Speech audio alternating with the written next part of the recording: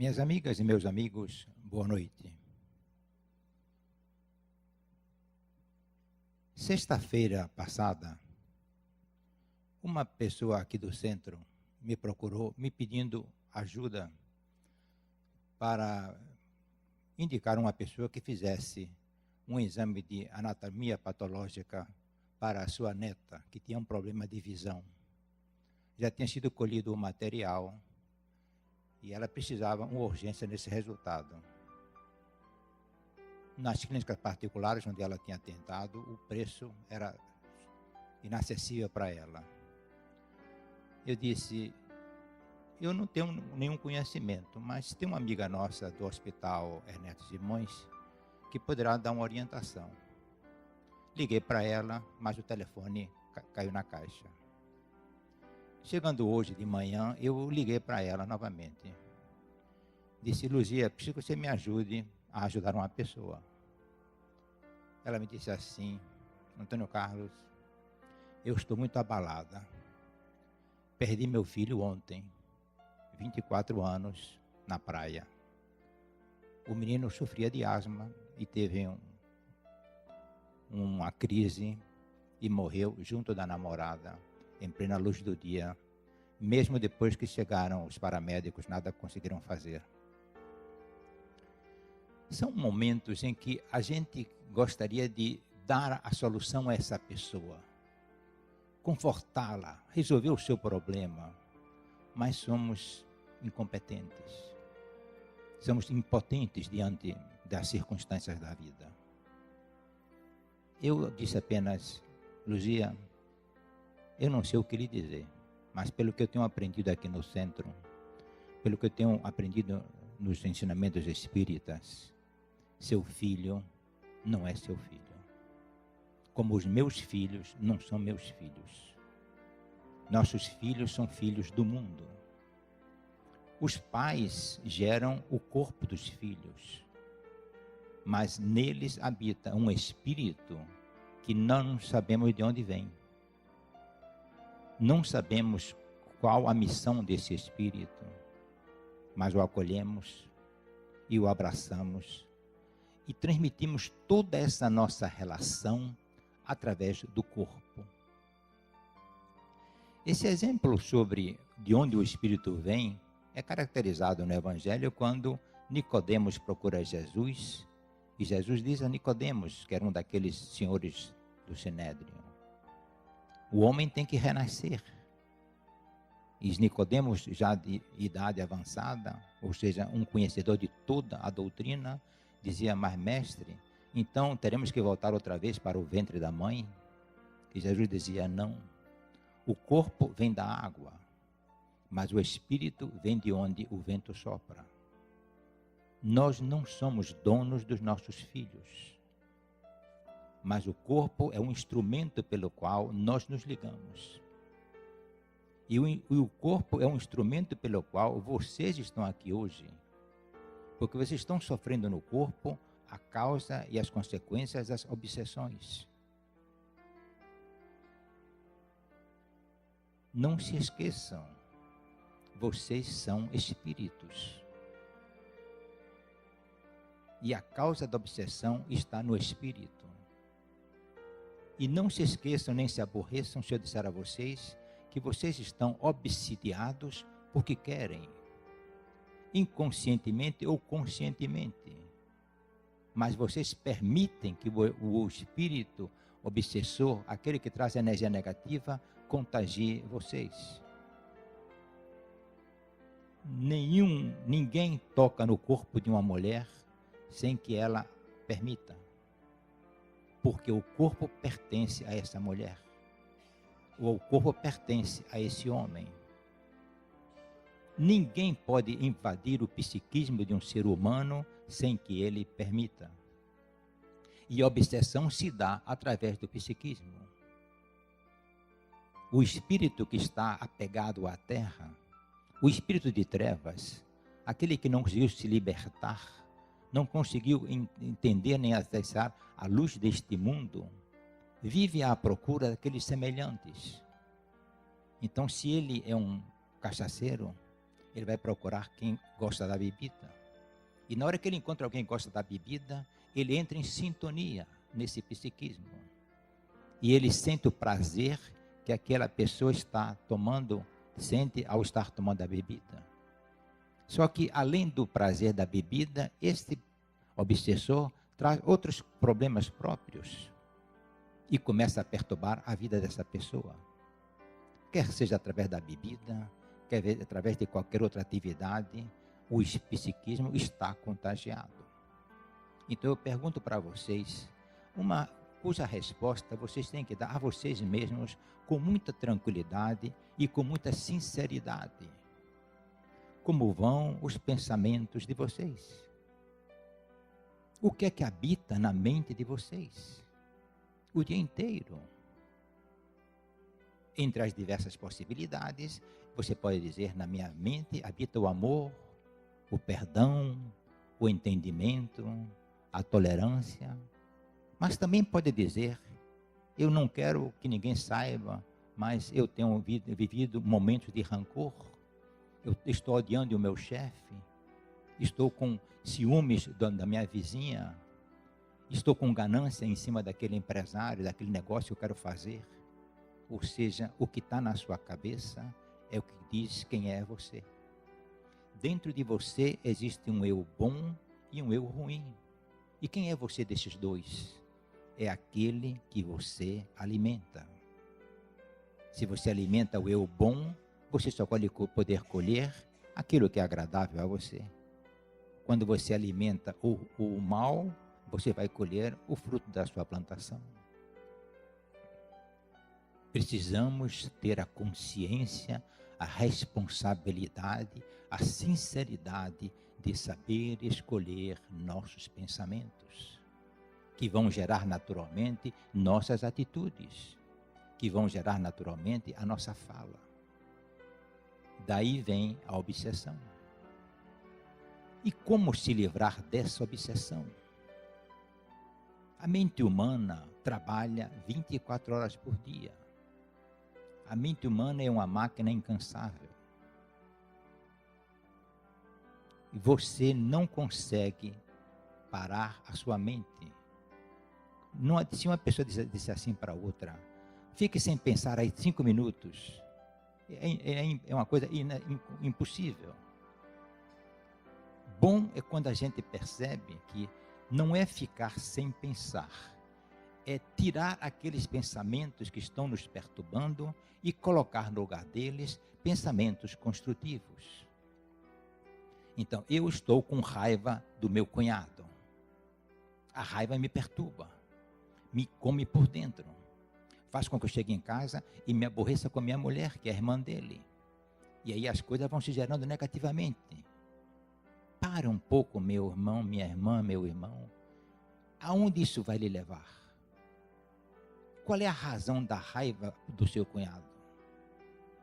Você está aqui vivendo uma encarnação. Daqui a alguns anos, você vai desencarnar. Pare um pouco e analise. Isso que você está disputando com seu cunhado tem sentido? Vai lhe levar a quê e aonde? Nós todos, dentro de 10, 20, 30, 50 anos, já éramos. E o que é 10, 20, 50 anos diante de uma eternidade? Nada. Nada. Mas nos deixamos levar por instintos humanos irracionais, ou seja, instintos humanos sem controle. Queremos tudo do nosso jeito. Vivemos uma vida como se nós fôssemos o rei. E esquecemos a nossa origem. Se vocês analisarem, e aliás, o que vocês sabem, apenas não tem tempo de parar para ver essas coisas. A chuva vem das nuvens. E de onde vem a nuvem? Vem da água do mar e de toda a água que se evapora. Então existe um ciclo de água na terra, evaporação, criação das nuvens, a chuva e a água volta de novo para a terra. não se perde em todo esse processo uma gota d'água. A água tem um ciclo contínuo, de onde ela vem, ela volta. Vocês são o mesmo caso da água. De onde vocês vieram? De onde eu vim? De onde nós viemos? Viemos de Deus. É uma resposta muito simples, muito fácil. Viemos de Deus. E para onde nós vamos? Vamos para Deus também. Deus é inevitável. Então eu pergunto novamente, onde vocês vão chegar? Onde está a origem de vocês? Onde está o tempo dentro das 24 horas do dia que você se lembra que você é um espírito, filho de Deus? A vida tem sido muito corrida. Você não tem tempo para nada. Eu repito isso muitas vezes porque isso é tocante. Um amigo me disse, Antônio Carlos, minha filha vai casar. Aliás, eu não vi minha filha crescer. De que vale a vida de criar filhos, dar-lhes todo o conforto e lamentar não ter tido tempo de acompanhar o crescimento da filha? E nós não temos tempo, ou não temos tido tempo de nos lembrarmos que somos espíritos, que viemos de Deus, que nos ama, que nos protege e que pede simplesmente a cada um de nós que o amemos. Para isso, Jesus veio ao mundo, para lembrar a nós que nós somos filhos de Deus e que a razão de toda essa criação é o amor. E nisso que Jesus ensinou, ele falava sobre uma palavra de 2 letras. Falava sobre a fé. Fé é acreditar naquilo que a gente não está vendo. Porque se eu estou colocando na panela feijão e arroz, eu vou ter uma feijoada, mas está nos meus olhos. Isso aqui é um pedaço de papel. Aqui eu tenho um microfone. Mas será que tudo isso que eu estou dizendo é verdade? Isto é um pedaço de papel? Existem muitas cartas que são cartas bomba. Enganam. Mas em contrapartida, nós acreditamos que aquilo é uma carta. E nos enganamos. Mas Deus vai muito mais além disso. Deus vai em acreditar naquilo que é verdadeiro. O que é que me leva a acreditar em Deus, a ter fé em Deus? Existem pessoas que têm aquela fé cega. Eu acredito e conseguem realmente, porque é uma fé que está dentro delas. Mas se você usar a razão, você tem que dizer, eu quero acreditar em Deus, mas desde quando alguma coisa me prove que Deus existe. É muito fácil. Basta você querer aceitar aquilo que está na cara. Aquilo que é óbvio. Olhe para frente. O que é que você vê? Eu aqui estou vendo uma construção e estou vendo pessoas. Alguém fez essa construção, alguém fez essas pessoas. Se eu perguntasse àquela pessoa dali, que está com a roupa vermelha, ou aquele senhor que está com o paletó azul, quem fez você? Ele vai dizer, o meu corpo, quem fez foram meus pais. Então vamos falar sobre isso. Um espermatozoide fecunda um óvulo e gera um corpo. Olha, tudo que se faz no mundo, nas fábricas, tem uma sequência. É um parafuso, uma chapa, uma peça, e vai se construindo alguma coisa. Tudo é material. Tudo é feito ali na frente do homem. Mas quando um espermatozoide fecunda um óvulo, existe a geração de células. E eu pergunto a vocês, como posso perguntar a qualquer cientista, a célula que vai se multiplicando, como é que ela sabe que ela é uma célula de dedo, é uma célula de olho, é uma célula de nariz, ou de cabelo, ou de coração, ou de fígado? Os cientistas dizem que existe um código dentro da célula. Tudo bem. E quem colocou esse código aí? Quem fez com que aquelas células reproduzissem um corpo tão perfeito, tão bonito como é o corpo humano? Se você tiver a resposta, traga para a gente. Se você não tiver a resposta, você vai dizer, bom, alguém fez. Quem é esse alguém? Quem construiria um corpo humano tão perfeito, tão maravilhoso como ele é? Vocês já pensaram no seguinte?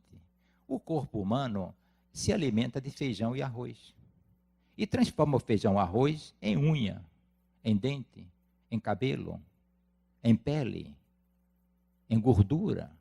Que máquina transformadora é essa?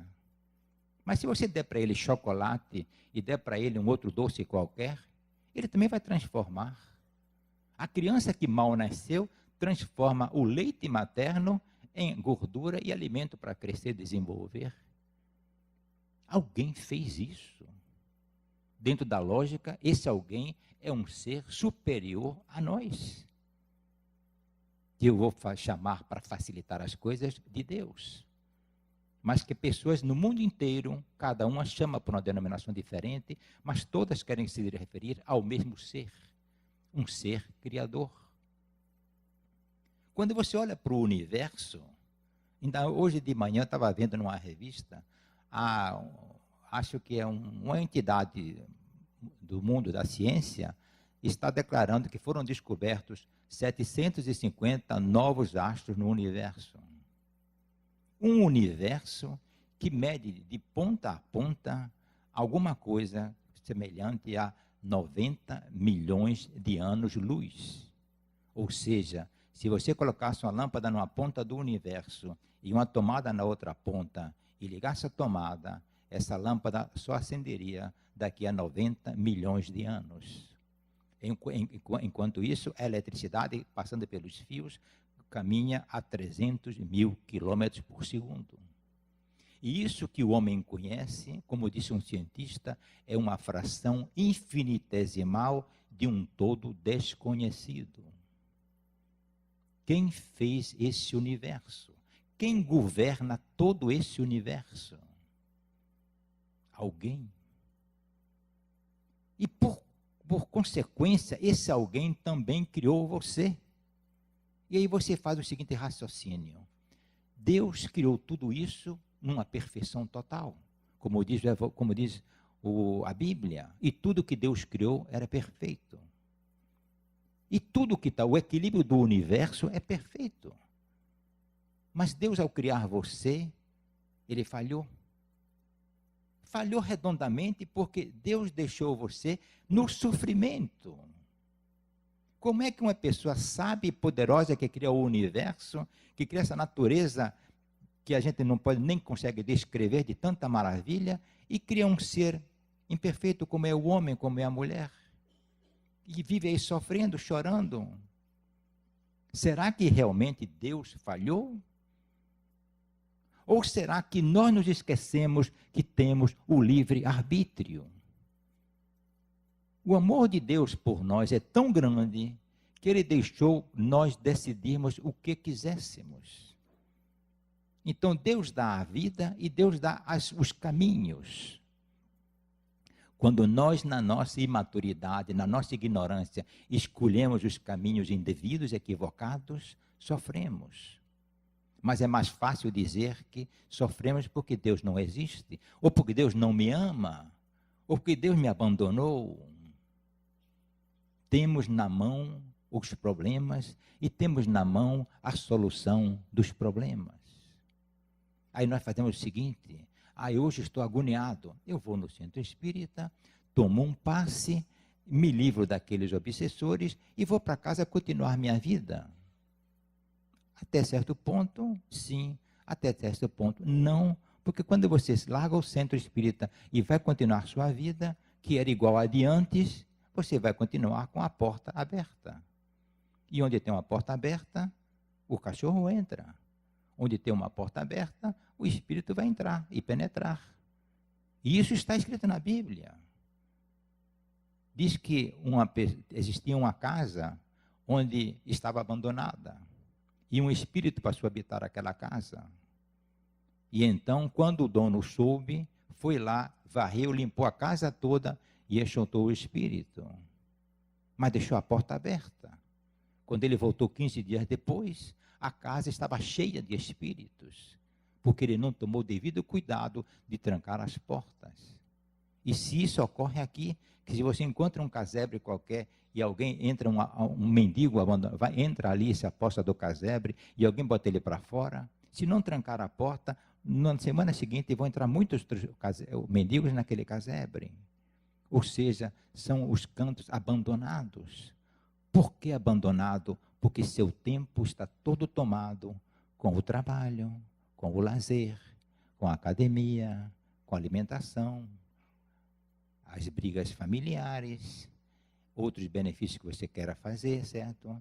E assim você gasta todo o dia, e assim a vida vai continuando, e quem devia ser lembrado, é lembrado. Como? É muito comum você chegar em casa, depois de fazer aquilo tudo que tem que fazer, e às vezes até brigar com quem quer que seja, diz, bom, agora eu estou em paz, agora eu vou fazer minha oração e vou dormir. Só que quando ele começa a fazer a oração, ele já está dormindo. E vocês pensam que Deus se aborrece com isso? De jeito nenhum. Ele diz assim, amanhã de manhã, quando ele acordar, ele vai se lembrar de mim. E no dia seguinte, ele acorda, mas tem que levar as crianças para o colégio, tem que providenciar uma reunião, tem que ir em tal encontro, e ele não tem tempo. E de noite faz a mesma coisa. E Deus se desilude com isso? Não. Deus tem paciência. Deus sabe que um dia você vai voltar para Ele. Nenhuma ovelha se perderá, como dizia Jesus. Esse exemplo da ovelha que não se perderá é típico. Quando a gente perde uma coisa qualquer, enquanto não encontrar, não aquieta. Enquanto a última ovelha não for incorporada ao rebanho, o pastor não se dá por satisfeito. Todos nós vamos voltar para Deus, através das nossas encarnações. Então, se você que está aqui nesse momento, que você que conhece a doutrina espírita, você que conhece como a coisa se processa, por que não começar a melhorar sua conduta a fim de que você sofra menos? Apenas que seus problemas tenham melhor solução. Apenas que suas angústias sejam melhor equacionadas. E você tenha um pouco de paz.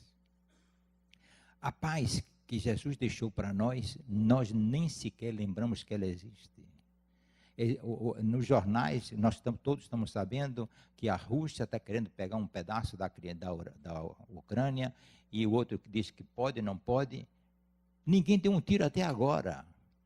Então, se ninguém deu um tiro, estamos em paz.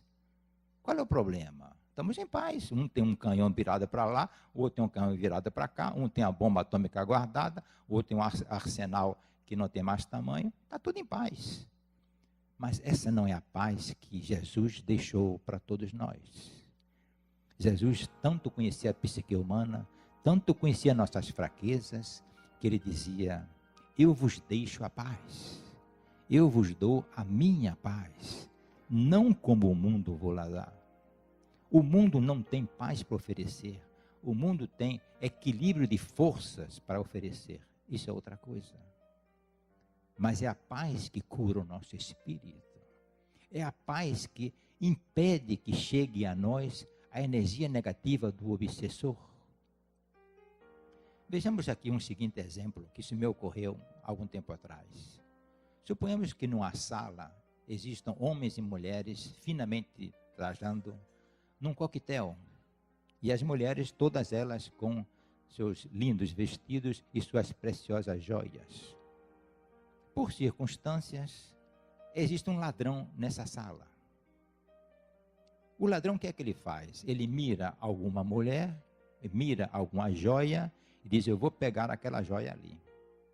Ele então se aproxima da vítima. Na hora que ele se aproxima da vítima, ele percebe um policial disfarçado. O que é que o ladrão faz nessa hora? Vai embora. Prefere ficar sem a joia, mas manter sua liberdade.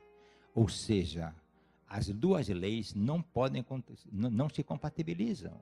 Um que quer furtar e o outro que quer impedir o furto. Predomina ou um ou outro. Em nossa mente ocorre a mesma coisa. Ou predominam os pensamentos bons, ou predominam os pensamentos maus. E compete a nós, dentro do nosso livre-arbítrio, conduzir esse tipo de pensamento. Então, Deus quer que habite em nossa mente a paz, o entendimento, a compreensão.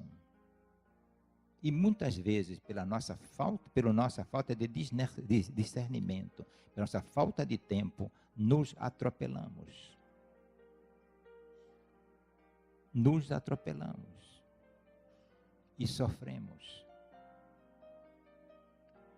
Mas voltando à origem e ao fato que, como eu dizia ainda há pouco, do amor de Deus por nós, Jesus veio ao mundo. E Jesus trouxe para nós simplesmente ensinamentos. Existem pessoas que acham que porque Jesus morreu na cruz, que aquele é o fato máximo, porque Jesus fez aquilo outro. Tudo que Jesus fez na terra de bom e de proveitoso para nós foram os ensinamentos. A cruz para nós é um ensinamento, não é o ato em si de Jesus ter sido crucificado. É um ensinamento. O ensinamento da cruz é de que a morte não existe, que a vida perdura, a vida sempre vence. Mas ele dizia assim, na simplicidade: tenha fé. Olha que lição, que pequena lição e que profundidade. Tenha fé. Acredite em mim. Eu venci o mundo.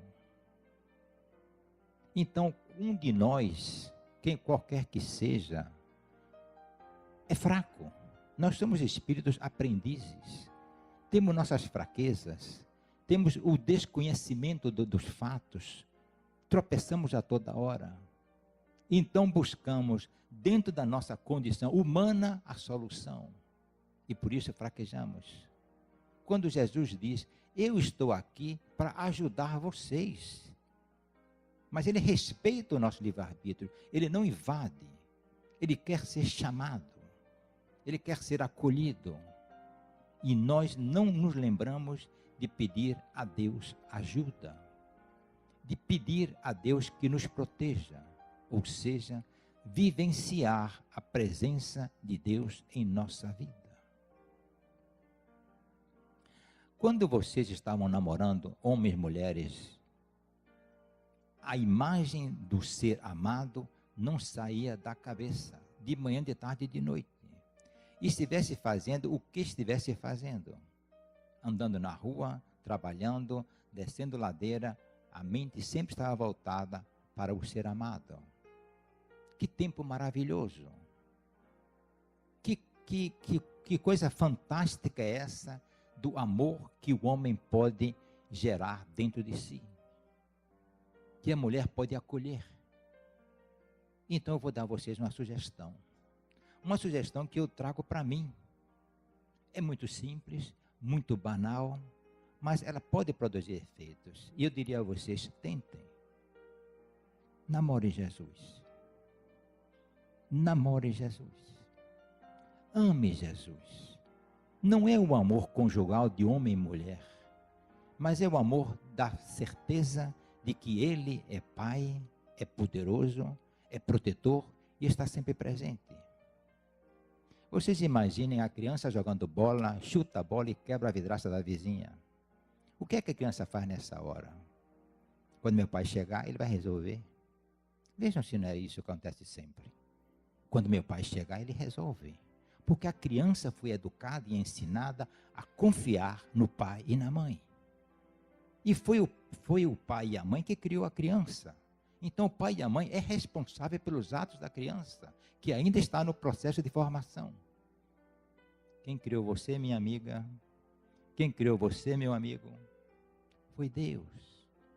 Como diz aquela música, foi Deus que deu voz ao vento, colocou a luz no firmamento.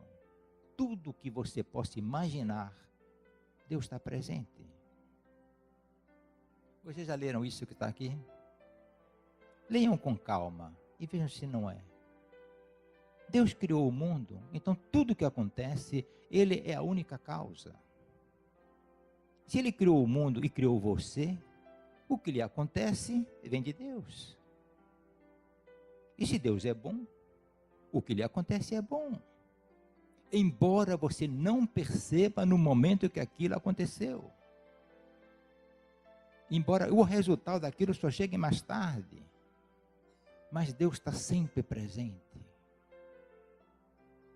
No segundo andar desse prédio é um ambulatório médico. E tem um quadro de Jesus batendo à porta. Eu peguei esse quadro, reformei todo, mandei colocar uma moldura nova e está lá no ambulatório médico. Porque para mim é um quadro muito significativo. Jesus batendo à porta. Ele não invade. Ele está perguntando a você, minha amiga, meu amigo, meu irmão, você me acolhe? Eu preciso de uma casa para habitar. Eu preciso de uma casa para habitar. E não tem casa melhor para Deus habitar do que o coração da gente. Que beleza um coração amoroso. Um coração bondoso. Questão de uns 2 anos atrás, 2 amigas minhas estavam grávidas e quase que simultaneamente uma disse assim para mim, Antônio, peça a Deus que meu filho seja saudável. Eu disse, fique despreocupada porque em minhas orações eu sempre peço a Deus isso. Saúde para você e para todos nós. Mas a outra me disse assim diferente e eu achei isso fantástico. Fantástico pela riqueza. Antônio, nas suas orações, peça a Deus que meu filho tenha um coração bondoso. Que coisa fantástica. Um coração bondoso. Quantas vezes um homem de saúde ótima tem um coração duro? E quantas vezes um homem de saúde debilitada tem um coração amoroso? E eu vou fazer aqui uma saudação, digamos assim, a certas mulheres. Me permitam que assim eu faça. Porque tem muita mulher bonita que não está sendo amada.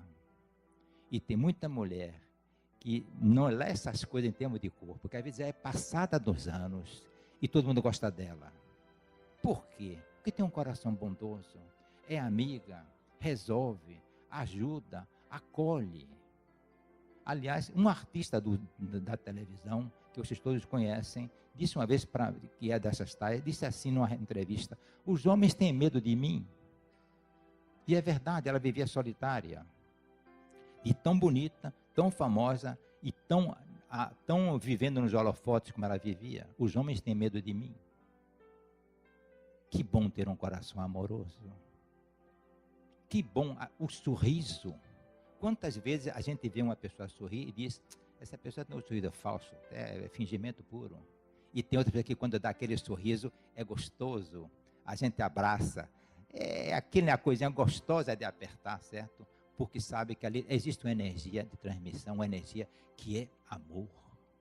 É isso que Jesus está dizendo a você em todos os momentos, certo? Eu estarei convosco todos os dias, lhe dando paz, entendimento, porque você é amor. Eu sou amor, então eu quero viver em você. Mas se você não permitir, se você trancar a porta do seu quarto, ele não vai invadir. Diz assim na Bíblia, quando orardes, entra no teu quarto, fecha a porta e ora a Deus em silêncio.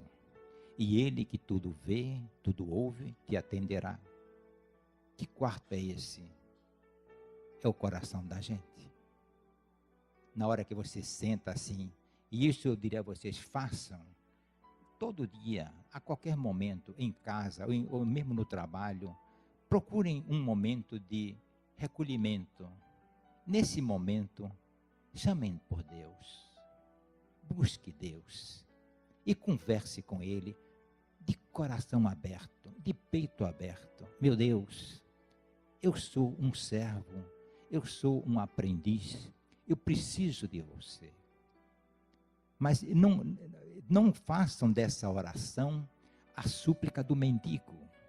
Faça a súplica do filho. O mendigo é aquele que está esmolando alguma coisa que não tem direito. quando o filho exige por direito. E diga assim: meu Deus, eu sou seu filho. Eu não posso caminhar sem você. Eu sei que você está comigo porque Jesus assim falou. E então, nas minhas horas de dificuldade, eu simplesmente confiarei em você. Mas fale de coração. Meu Deus, eu tenho um problema de saúde. Os remédios dos médicos não resolvem. Mas eu vou fazer o seguinte: eu vou entregar o meu problema para você. Porque você sabe o que é bom para mim. E talvez por essa doença você esteja me dizendo alguma coisa. E então, outra maravilha é confiar na vontade de Deus. Porque você não sabe o seu dia de amanhã, nem você sabe o que é bom para você. Mas Deus sabe. E Deus lhe dá o que você precisa. Irmã Dulce, que vocês muitos conheceram e com quem eu tive a honra de trabalhar, ela dizia para mim: Antônio, não peça nada a Deus. Você não sabe o que é bom para você. Peça luz, peça orientação, peça paz, mas deixe que Ele conduza os fatos. E quantos fatos que aparentemente são bons, de repente, com o passar do tempo, se tornam coisas ruins. E quantas vezes uma coisa ruim nesse momento, com o passar do tempo, a gente verifica que foi bom assim ter acontecido. As coisas mudam com uma rapidez enorme. E nós só sentimos a consequência daqueles atos depois. Mas se você confia em Deus, você diz: aconteça o que acontecer, isto é um problema de Deus. Deus foi quem me criou, Deus é responsável. Eu estou fazendo a minha parte.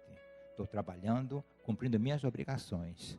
Mas o que daí vai resultar pertence a Deus. Pertence a Deus. Quando um jovem simpático casa com aquela menina bonita, que todo mundo fica batendo palmas, fica até de boca aberta vendo passar aquele casal dos noivos, que maravilha. Qual é o futuro daquela união? Ninguém sabe. Mas se eles dois se amam e colocarem Deus no dia a dia deles, pode ter certeza que serão felizes e irradiarão felicidade para todos ao seu redor. Mas se aquele está casando, como quem diz: eu casei porque eu gosto dela, ela gosta de mim, eu tenho posses, ela é a mais bonita da região. O que vai dar amanhã? Ninguém sabe. Não pensem vocês que Deus é para ser chamado nos momentos de dificuldade. Ah, porque Deus é grande e resolve grandes problemas. Não. Deus é para toda hora, todo momento. Quando você for comer uma banana, pegar um pedaço de pão, tomar um bombom, diga: meu Deus, obrigado pelo alimento. Você está presente. Deus está sempre presente. E Deus se alegra quando você faz uma atitude boa. Deus está ali, ansioso por lhe abraçar. Ansioso por dizer: puxa, esse filho meu, eu gosto dele porque ele é um bom menino. Essa menina aqui, eu adoro ela porque ela ama todos e faz tudo o possível para viver em paz e caminhar no bem. É fácil, meus amigos. O diabo, o demônio está à espreita, mas compete a cada um de nós trancar essa porta para que ele não penetre. E não só trancar a porta, colocar dentro dessa porta aquele que lhe criou, aquele que é a sua proteção, aquele que é a sua guarda, aquele que pode lhe dar a paz. A paz. Não tem bem mais valioso no mundo do que a paz. Augusto Cury é um psicólogo, mora no Rio de Janeiro, e já escreveu muitos livros que vocês devem conhecer nas livrarias.